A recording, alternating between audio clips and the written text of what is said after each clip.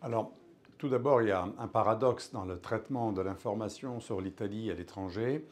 Dans un premier temps, que ce soit Meloni jadis, que ce soit Matteo Salvini jadis de la Ligue ou Giorgia Meloni de Fratelli d'Italia aujourd'hui, à un moment, on l'accuse d'être trop contre l'immigration, xénophobe et compagnie, et quand elle n'arrive pas à appliquer son programme, on lui reproche presque de ne pas faire assez contre l'immigration tant légale qu'illégale. Déjà, il y a un petit paradoxe dans le traitement de l'information de la part des journalistes, mais revenons sur l'essentiel.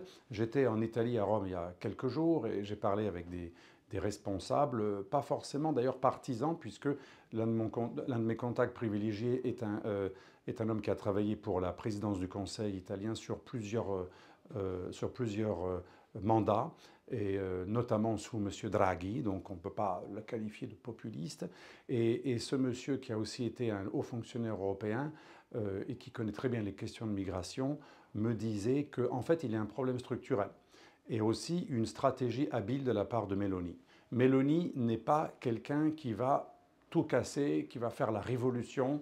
C'est quelqu'un de pragmatique, qui a un passé qui est le sien, mais que même Mme Clinton a relativisé, parce que ça fait quand même très longtemps qu'elle a quitté les partis extrémistes, ça fait très longtemps qu'elle a été associée à la droite classique, elle a été ministre de M. Berlusconi il y a presque 20 ans, donc ce n'est pas quelqu'un qui arrive directement du fascisme ou du populisme d'extrême droite. C'est beaucoup plus complexe qu'on le dit en Europe. Elle est associée avec plusieurs partis, dont un, Forza Italia, qui est centre-droit au sens français du terme. Deuxièmement, son gouvernement est un gouvernement de centre-droit. Qu'on le veuille ou non, en Italie, elle n'est pas perçue comme extrême droite. Et elle l'a prouvé puisqu'elle a de très bonnes relations tant avec M. Draghi, dont elle a accepté les conseils pour choisir plusieurs ministres. M. Draghi, c'est pas du tout sa tendance. Il y a un très grand pragmatisme chez Meloni qui est arrivé au pouvoir d'ailleurs sur les conseils de Draghi. Elle a constitué son gouvernement sur les conseils de Draghi, qu'il l'a introduit auprès des milieux européens, et elle a tout de suite tenu à avoir de très bons rapports avec Bruxelles, avec la Commission et avec Mme von der Leyen, qu'elle a amené 2 fois avec M. Rutte à Tunis pour sceller des accords importants avec la Tunisie qui commence à collaborer.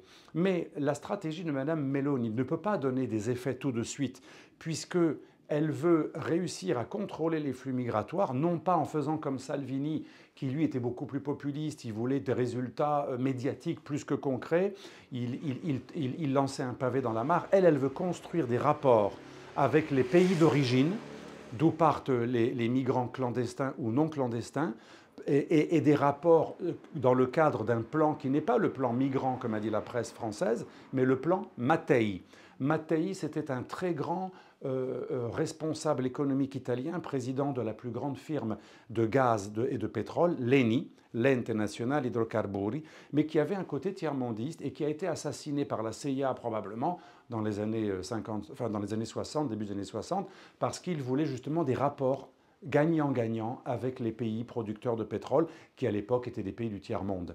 Et donc il était, Madame Meloni, bien qu'étant du bord opposé, elle est plutôt de droite et lui il était plutôt de gauche, elle a repris son nom, Mattei, et le plan qu'elle veut mettre en place, c'est un plan de longue haleine, qui ne peut pas donner des résultats tout de suite, puisque c'est le plan Mattei, et non pas le pacte migrant. Il s'appelle le plan Mattei. Et le plan Mattei vise à développer l'Afrique le plus possible, donc c'est quelque chose d'extrêmement ambitieux, en emportant avec elle l'Union européenne et la plupart des pays européens qui auront l'intelligence de ne pas raisonner qu'en parti politique, mais pour le bien commun. Et elle a déjà convaincu von der Leyen qui voit l'intelligence de son plan. Et donc le plan consiste à avoir non seulement une ambition de développement de l'Afrique, qui est la vraie possibilité de fixer les populations sur place, de les développer, électrification, projets agricoles, projets culturels, projets d'éducation, mais aussi des accords un peu plus pragmatiques, ad hoc, avec chaque pays, pour s'entendre sur le fait de réadmettre des bateaux lorsque des bateaux sont proches de Tunis ou d'autres villes, d'autres ports de plusieurs pays, les accords de réadmission, mais également avec des pays qui n'ont pas de port, mais des pays d'où viennent un grand nombre de migrants. Par exemple, en ce moment, non seulement il y a eu un grand succès de l'accord avec la Tunisie, qui commence à collaborer, et c'est avec Mme von der Leyen que Mme Meloni a réussi à sceller cet accord. Donc c'est un accord avec l'Italie et avec l'Union européenne. Et elle veut faire la même chose avec la Côte d'Ivoire.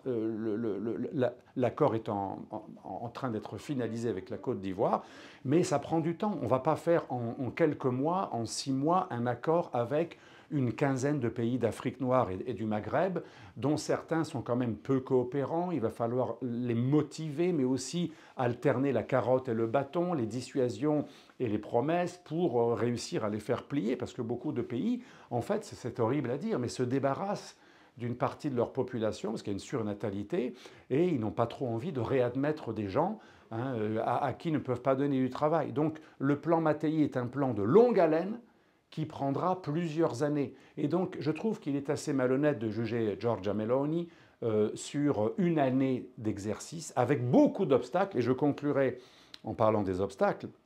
Les services secrets italiens, l'AISE, donc l'agence d'information de la sécurité extérieure, est un service compétent qui n'est pas à la solde de Meloni et qui avait d'ailleurs commencé son rapport avant que Meloni arrive au pouvoir. Mais ça a été accentué depuis, eh bien, un rapport de l'AISE, l'Agence d'information sur la sécurité extérieure, a indiqué que des forces très puissantes qui allient des forces de gauche, des forces d'extrême gauche, des ONG pro-migrants, des milliardaires philanthropes américains, allemands, suédois, européens, anglais, qui financent des bateaux qui coûtent extrêmement cher, des centaines de milliers d'euros par jour, et qui ont des moyens énormes et qui essaient de faire échouer le plan de collaboration entre Giorgia Meloni et notamment les pays du Maghreb, d'où arrivent la plupart des migrants qui échouent et qui sont secourus en mer, entre guillemets. Secourus étant un mot exagéré parce que très souvent on va au-devant, ce qui permet aux trafiquants de migrants de faire payer le même prix de traversée de la Méditerranée aux pauvres clandestins qui se ruinent pour cela, alors que le trajet est financé par des ONG qui affrètent, grâce aux philanthropes milliardaires, des bateaux extrêmement sophistiqués. Et on appelle ça le secours, alors que c'est parfois, l'agence Frontex l'a reconnu elle-même, c'est parfois de la collaboration avec les trafiquants des migrants. Et Mme Meloni voudrait mettre hors la loi les ONG qui ne respectent pas un carnet de route qui a été élaboré depuis des années par Frontex et par l'Italie et que ces ONG n'ont pas voulu respecter. Par contre, pour montrer qu'elle n'est pas une populiste extrémiste, elle a commencé à collaborer avec certaines ONG qui ont accepté le code de conduite, c'est-à-dire de ne pas avoir de contact direct avec les trafiquants et de ne jamais être en situation volontaire ou involontaire, directe ou indirecte, d'aider les trafiquants. Donc, Madame Meloni, peu à peu, arrive à obtenir certains résultats. Oui, elle a accepté l'accueil de 400 000 migrants réguliers ou régularisés parce qu'elle préfère la migration régulière à la migration illégale. Et ce qu'elle voudrait obtenir, contrairement à ce que disent ses détracteurs, ce n'est pas une immigration zéro ou laisser tout le monde mourir en mer. C'est empêcher que les gens meurent en mer, justement grâce aux collaborations aux pays d'où viennent ces migrants clandestins et lutter contre les mafias de trafiquants de migrants. Et faire en sorte, c'est la conclusion à cette question, que toute personne qui arrive en Italie soit quelqu'un qui arrive par des procédures légales, car on ne peut pas accepter qu'une immigration de masse, sachant qu'effectivement certaines industries manquent de main-d'œuvre, paraît-il, ça ce serait discutable, mais certains métiers effectivement ont besoin de migrants, les métiers agricoles, les métiers de l'hôtellerie notamment, mais aussi bâtiments. Dans la mesure où il y aurait un besoin de migrants, Mme Meloni dit deux choses. Que ces migrants soient contrôlés, qu'ils n'arrivent pas n'importe comment, que ce soit vraiment des migrants qui veulent travailler et pas des trafiquants, qu'ils arrivent donc de manière légale. Si on arrive illégalement, c'est un mauvais départ. Et surtout que l'on accueille des migrants utiles pour l'économie, un peu comme le Canada, c'est-à-dire que ça corresponde à un besoin officiel des corps de métier, des industries, des entreprises qui ont besoin de ces migrants. Donc une immigration contrôlée, choisie, plutôt qu'une immigration massive, chaotique, subie, et souvent avec son lot d'insécurité, puisque les flux de migrants clandestins, par définition n'étant pas contrôlés, peuvent permettre aux trafiquants tout court, aux mafieux, aux passeurs, aux trafiquants de drogue, de cigarettes, mais aussi aux terroristes de passer. Et donc, c'est un travail énorme. Ce sont 12 travaux d'Hercule extrêmement difficile à mener à bien avec Meloni. Et le rapport des services italiens montrait que des forces très puissantes font tout en ce moment pour essayer de favoriser des arrivées de migrants massives, pour démontrer à l'opinion publique que Meloni n'y arrivera jamais.